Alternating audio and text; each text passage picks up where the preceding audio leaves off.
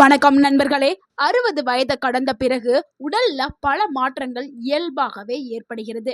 கால்களில் பலவீனம், மூட்டு வலி, கண் பார்வை குறைதல், நினைவாற்றல் குறைவு, மலச்சிக்கல், உயர் ரத்த அழுத்தம், சர்க்கரை நோய், இதய நோய் அபாயம்.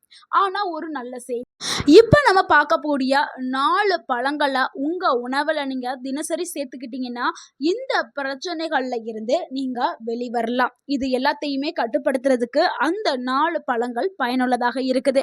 இன்னைக்கு வீடியோல 60 வயதுக்கு மேல கட்டாயம் சாப்பிட வேண்டிய 4 பழங்களை தான் பார்க்க போறோம். எப்ப சாப்பிட வேண்டும், எவ்வளவு சாப்பிட வேண்டும், யாரெல்லாம் ரொம்பவே கவனமாக இருக்க வேண்டும், எல்லாத்தையும் நம்ம அறிவியல் ஆதாரங்களோடு விளக்க போறோம். ஸோ வீடியோவை ஸ்கிப் பண்ணாம கடைசி வரைக்கும் பாருங்க. இந்த ஒரு வீடியோ உங்களுடைய வாழ்க்கையை மாற்றக்கூடிய ஒரு அற்புதமான வீடியோவாக இருக்கலாம். உங்கள் ஆரோக்கியம் உங்கள் கையில். ஏன் 60 வயதிற்கு பிறகு பழங்கள் ரொம்பவுமே முக்கியம் அப்படின்னு சொல்றோம்னா, வயது அதிகரிக்கும் போது நோய் எதிர்ப்பு சக்தி குறைய ஆரம்பிக்கும், தசைகள் பலவீனம் அடைய ஆரம்பிக்கும், செரிமானம் மெதுவாக்கப்படும், செல்கள் விரைவாகவே சேதம் அடைய ஆரம்பிக்கும்.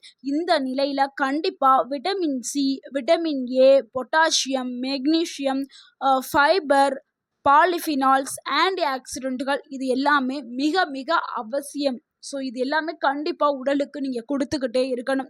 இந்த சத்துக்கள் இயற்கையாகவே பழங்களில் இருக்குது. ஸோ இந்த பழங்களை நீங்கள் சாப்பிட்டீங்கன்னா நம்ம பார்த்த இந்த சத்துக்கள் எல்லாமே இயற்கையாகவே உங்கள் உடலுக்குள்ளே போயிடும்.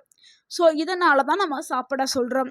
அதில் நம்ம முதலாவதாக பார்க்கக்கூடிய பழம் என்னென்னா அதுதாங்க வாழைப்பழம். வாழைப்பழம் ரொம்பவுமே ஈஸியாக எளிமையாக கிடைக்கக்கூடிய பழம். ஆனால் பலரும் இதை தவிர்க்கிறார்கள். முக்கியமாக சர்க்கரை வியாதி உள்ளவங்க சர்க்கரை அதிகமாகிவிடும் என்று நினைத்து இதை தவிர்த்து விடுகிறார்கள்.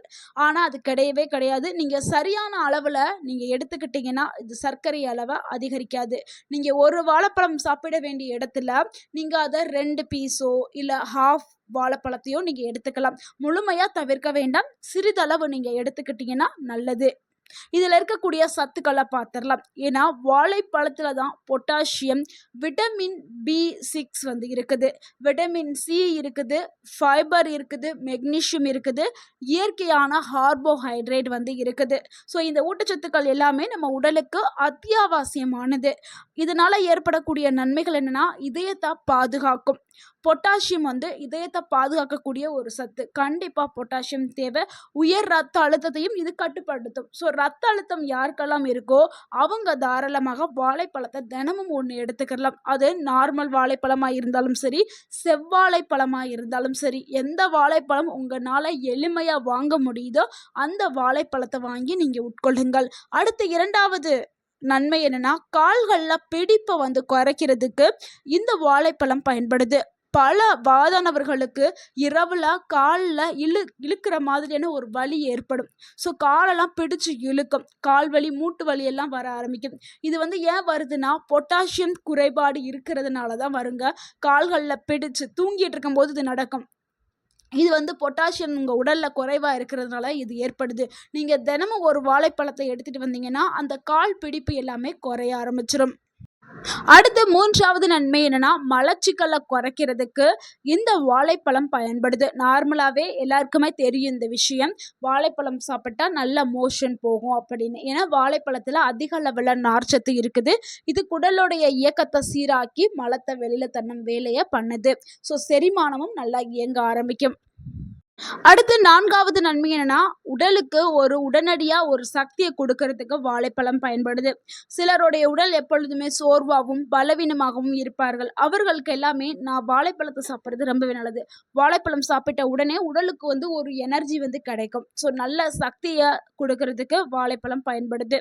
ஸோ இவ்வளவு நன்மைகளை கொண்ட இந்த வாழைப்பழத்தை எப்போ சாப்பிட்டா நல்ல ஒரு ஆரோக்கியம், நல்ல ஒரு பலம் கிடைக்கும்னா காலை உணவுக்கு பிறகு சாப்பிட்றதாங்க ரொம்ப ரொம்ப நல்லது. அல்லது மாலை 4 மணிக்கு உட்கொள்றது ரொம்பவே நல்லது. எவ்வளவு எடுத்துக்கிறேன்னா ஒரு நடுத்தரமான ஒரு வாழைப்பழத்தை சாப்பிட்றது நல்லது. யாரெல்லாம் ரொம்ப கவனமாக இருக்கணும்னா சர்க்கரை நோயாளிகள், அவங்க ரொம்பவே கவனமாக வாழைப்பழத்தை கையாளணும். தவிர்க்க வேண்டாம், ஆனால் எடுத்துக்கிறங்க, சிறிதளவு எடுத்துக்கிறங்க. அதாவது உங்களுடைய உடலில் சர்க்கரை அளவு எவ்வளவு இருக்குன்னு உங்களுடைய மருத்துவர்கிட்ட போய் உங்கள் உடலை காமிச்சு ஆலோசனை பெற்றுட்டு நீங்கள் அதிகமாக இருந்துச்சுன்னா வாழைப்பழத்தை எடுக்க வேண்டாம். உள்ள ஓரளவு கம்மியாக இருக்குது அப்படின்னா எடுத்துக்கிறோம்னா வாழைப்பழத்தில் 2 பீஸ் கட் பண்ணி ஒரு 2 பீஸ் எடுத்துக்கிறோங்க. இதில் கொஞ்சம் இன்னமும் கம்மியாக இருக்குது அப்படின்னா அரை வாழைப்பழம் தினமும் எடுத்துக்கலாம். ஸோ அந்த மாதிரி தான் எடுக்கணுமே தவிர அதிகமாகவும் எடுக்கக்கூடாது, தவிர்க்கவும் கூடாது. ஸோ நீங்கள் வந்து அளவை வந்து கரெக்டாக நீங்கள் எடுத்துக்கலாம்.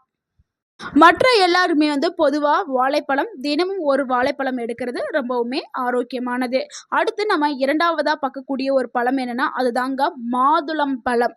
மாதுளம் பழம் ஏன் ரொம்பவுமே சிறப்பான ஒரு பழமா நம்ம சொல்றோம்? இது இதயத்துடைய நண்பன் அப்படின்னு அழைக்கப்படுது. ஏன்னா அந்த அளவுக்கு இதயத்திற்கு வந்து இது வந்து ஒரு இதமான பழமா இருக்குது மாதுளம் பழம். இதுல வந்து vitamin C, vitamin K, folate, polyphenols, punicalagin அப்படின்னு சொல்லக்கூடிய எல்லா சத்துக்களுமே ஆன்டி ஆக்சிடென்ட் எல்லாமே இந்த மாதுளம் பழத்தில் இருக்குது. இதனால என்ன நன்மைகள் ஏற்படும்னா, ரத்த ஓட்டத்தை மேம்படுத்துறதுக்கு மாதுளம் பழம் பயன்படுது.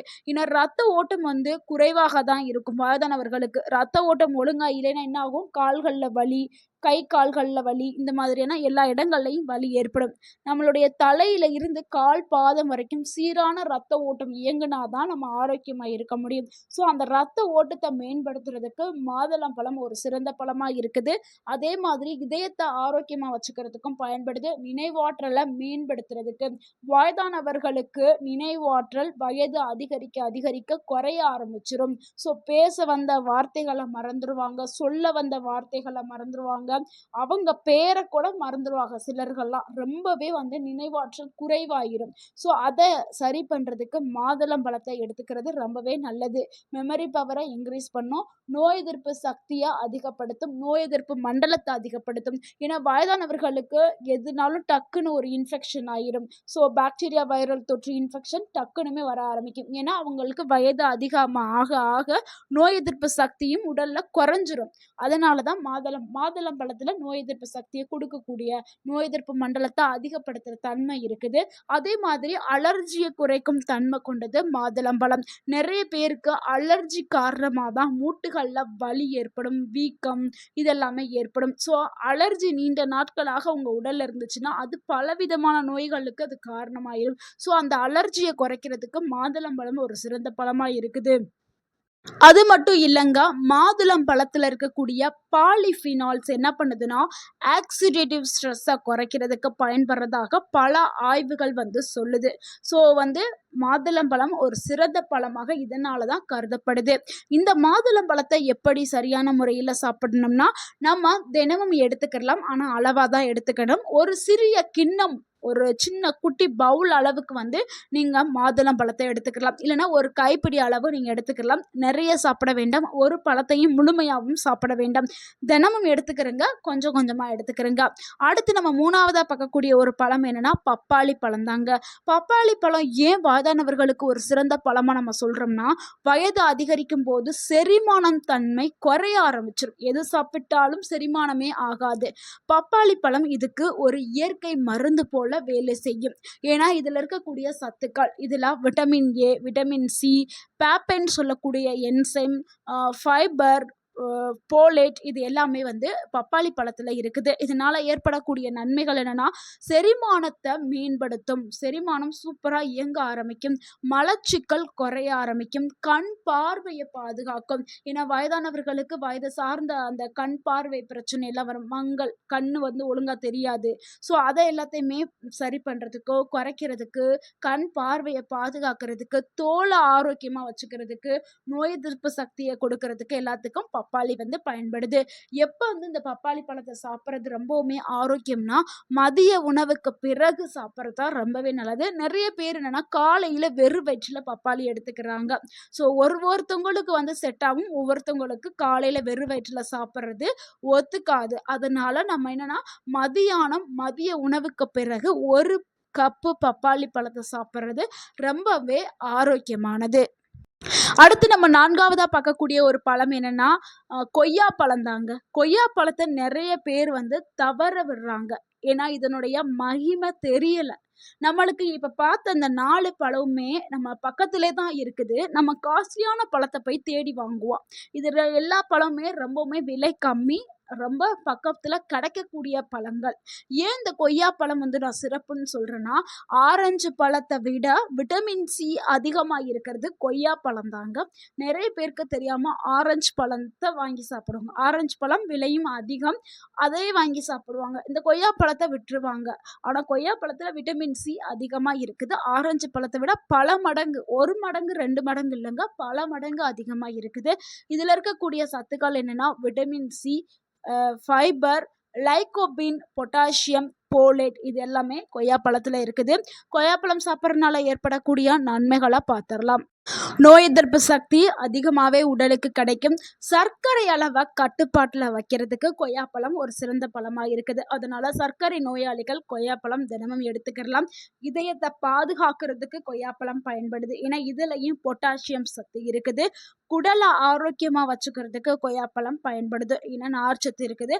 அதே மாதிரி இதில் இருக்கக்கூடிய நார்ச்சத்து உடல் எடையை குறைக்கிறதுக்கும் உடல் எடையை கட்டுப்பாட்டாக வைப்பதற்கும் கொய்யாப்பழம் பயன்படுது. ஏன்னா இந்த கொய்யாப்பழத்தை எடுக்கும்போது உடல் எடை வந்து குறைக்கப்படும். நிறைய பேர் வந்து உடல் எடையை குறைக்கிறதுக்கு முயற்சி பண்ணுவாங்க. அவங்க டயட்டெல்லாம் இருப்பாங்க. அந்த டைமில் வந்து கொய்யாப்பழத்தை வந்து அவங்க டயட்டில் எடுத்துக்கலாம். அடுத்து இந்த கொய்யாப்பழத்தை எப்படி சாப்பிட்றதுனா, தோலோடு நம்ம சாப்பிட்றது தான் ரொம்பவே நல்லது. நிறைய பேர் கொய்யாப்பழத்துலேயும் தோலை சீச்சிட்டு இருப்பாங்க. ஸோ அப்பெல்லாம் சாப்பிடக்கூடாது. தோலோடு நீங்கள் எந்த டைமில் வேணாலும் கொய்யாப்பழத்தை வந்து சாப்பிடுங்க. ஸோ இந்த 4 பழங்களையும் நீங்கள் மாற்றி மாற்றி சாப்பிடுங்க. எப்படி நீங்கள் சாப்பிடுங்க அப்படிங்கிறதையும் நான் சொல்கிறேன். எப்படி நீங்கள் சாப்பிடணும் அப்படிங்கிறத. திங்கக்கிழமை நீங்கள் வாழைப்பழம் எடுத்துக்கிட்டிங்கன்னா, செவ்வாய்ப்பழம் கொய்யாப்பழம் எடுத்துக்கிறங்க. புதன்கிழமை மாதுளை எடுத்துக்கிறங்க. வியாழன் பப்பாளி பழம் எடுத்துக்கங்க. இந்த மாதிரி ஒவ்வொரு நாளும் மாற்றி மாற்றி நம்ம சொன்ன அளவுகள் படி நீங்கள் எடுத்துக்கிட்டே வாங்க. தொடர்ந்து திருப்பி மீண்டும் ரிப்பீட் பண்ணுங்க. ஒரே பழத்தை ஒரு வாரம் ஃபுல்லாக எடுக்காதீர்கள். ஏன்னா நீங்கள் நிறையா வாங்கியிருப்பீங்க. ஸோ அதை காலி பண்ணும். நிறையா மனிதர்களுடைய இதே செயல்பாடே அப்படிதான். ஏன்னா நம்ம 1 கிலோ வாங்கியிருப்போம் அது அப்படின்னு சொல்லி தொடர்ந்து சாப்பிடுவாங்க. அப்பெல்லாம் சாப்பிடாதீங்க. ஸோ நம்ம சொன்ன மாதிரி ஒவ்வொரு நாளும் ஒவ்வொரு பழங்களை உட்கொள்ளும் போது தான் நம்ம அந்த எல்லா பழத்தில் இருக்கக்கூடிய ஊட்டச்சத்து நம்ம உடலுக்கு கிடைச்சி நம்ம ஆரோக்கியமாக இருப்போம். ஸோ இதை நீங்கள் ரிப்பீட் பண்ணுங்க. இந்த மாதிரி நீங்கள் சாப்பிடுங்க. பழங்களை சாப்பிடும்போது காலையில சாப்பிடுங்க. இல்லைன்னா மதியம், இல்லைன்னா மாலை நேரம், இரவுல மட்டும் சாப்பிட வேண்டாம். அப்படி தவிர்க்க முடியாத சூழ்நிலையில சாப்பிட்டே ஆவேன் அப்படின்னா கொஞ்சமா சாப்பிடுங்க. அதிகமா சாப்பிடாதீர்கள். யாரெல்லாம் பழங்களை இப்ப நம்ம பார்த்த இந்த பழங்களை சாப்பிடக்கூடாதுன்னா, அதாவது சிறுநீரக நோயாளிகள் இருப்பாங்கல்ல, அவங்களுக்கு பொட்டாசியம் கட்டுப்பாடு தேவை. ஸோ அவங்க வந்து இந்த பழங்களை தவிர்க்கிறது ரொம்பவே நல்லது. சிலருக்கு வந்து பழங்கள் ஒவ்வாமை இருந்துச்சுன்னா அவங்களும் தவிர்க்கிறது. அடுத்து கூடுதலான ஒரு ஆரோக்கிய குறிப்புகளும் சொல்கிறேன். அதையும் வந்து நீங்கள் நோட் பண்ணிக்கிறங்க. தினமும் 2 இல்லைன்னா 3 வகையான பழங்களை மாற்றி மாற்றி சாப்பிடுங்க. முழு பழமாக சாப்பிட்றதாங்க எப்பொழுதுமே உங்கள் உடலுக்கு நல்லது. ஜூஸாக குடிச்சிங்கன்னா நார்ச்சத்து அதில் கிடைக்காது. நீங்கள் பழமாக கடிச்சு பற்களால் கடிச்சு சாப்பிட்டாதான் அந்த பழங்களில் இருக்கக்கூடிய முழுமையான ஊட்டச்சத்துக்கள் உடலுக்கு போகும். ஜூஸாக நீங்கள் குடிச்சிங்கன்னா என்னென்னா யூரினா அந்த வழியாக போயிடும். ஜூஸு யூரினா போயிடும். ஸோ அதோடைய சத்துக்களும் அங்கே கம்மியாக தான் கிடைக்கும். முடிஞ்ச அளவுக்கு பழங்களை கடிச்சு சாப்பிட பாருங்க. அடுத்து தினமும் 20லிருந்து 30 நிமிடம் நடைப்பயிற்சி மேற்கொள்ளுங்கள். வயதாகி விட்டது, இனிமே ஓய்வு எடுக்கணும் அப்படின்னு சொல்லிட்டு ஒரு இடத்துல உட்காராதீர்கள். உட்கார்ந்தீங்கன்னா அடுத்து நடக்கவே முடியாமல் போயிடும். ஸோ அதனால அவ்வப்போது 1/2 மணி நேரத்துக்கு ஒன்ஸ் ஆவது உட்கார்ந்து எந்திரிக்கிற பழக்கத்தை வச்சுக்கிறோங்க. காலையில் நடைப்பயிற்சி மேற்கொள்ளுங்க. காலைல பண்ணோம்னா மாலை நேரத்தில். அதே மாதிரி ஒரு நாளைக்கு போதுமான தண்ணி 2லிருந்து 3 லிட்டர் தண்ணி குடிச்சுக்கிறங்க. புரதம் நிறைந்த உணவுகளை எடுத்துக்கிறங்க. புரதம் எதுலலாம் இருக்கும்னா பருப்பு வகைகள், பாசிப்பயிறு, துவரம்பருப்பு, முட்டை இது எல்லாத்துலையுமே, கறி, மீன் இது எல்லாத்துலையுமே புரதம் அதிகமாக இருக்குது. ஸோ கால்சியம் நிறைந்த உணவுகளையும் எடுத்துக்கிறங்க. கால்சியம் எதுலன்னா கீரை, எள்ளு, உளுந்து, சியா விதை, ஆளி விதை இது எல்லாத்துலையுமே இருக்குது. ஸோ இது எல்லாமே வயதானவர்களுக்கு ரொம்பவுமே தேவையான ஊட்டச்சத்துக்களை கொடுக்கக்கூடிய உணவுகள். அடுத்து விட்டமின் டி ரொம்ப முக்கியம். அது சூரிய ஒளியில் கிடைக்குது. அதனால சூரிய ஒளியில ஒரு 15 நிமிடம் உட்காருங்க. யோகா பண்ணுங்க. மூச்சு பயிற்சி பண்ணுங்க. இல்லை வெறுமனமே உட்கார்ந்துருங்க. ஸோ இந்த மாதிரி நீங்கள் உங்களுடைய லைஃப் ஸ்டைலை வந்து கொண்டு வாங்க. நீங்கள் ரொம்பவுமே ஆரோக்கியமாக இருக்கலாம். நண்பர்களே, 60 வயதுக்கு பிறகு உடலை ஆரோக்கியமாக வச்சிருக்கிறதுக்கு மருந்து மாத்திரை மட்டும் போதாதுங்க. உணவு பழக்கம், உடற்பயிற்சி எல்லாமே ரொம்பவே முக்கியம். நம்ம பார்த்த இந்த உணவுகளையும் உடற்பயிற்சி, அடுத்து தூக்கமும் ரொம்ப முக்கியம். 7லேருந்து 8 மணி நேரம் கம்பல்சரி தூங்கணும். இப்போ நம்ம சொன்ன எல்லா டிப்ஸுமே நீங்க ஃபாலோ பண்ணுங்க. கண்டிப்பா நோயின்றி 100 வயத தாண்டியும் ஆரோக்கியமாக இருக்கலாம்.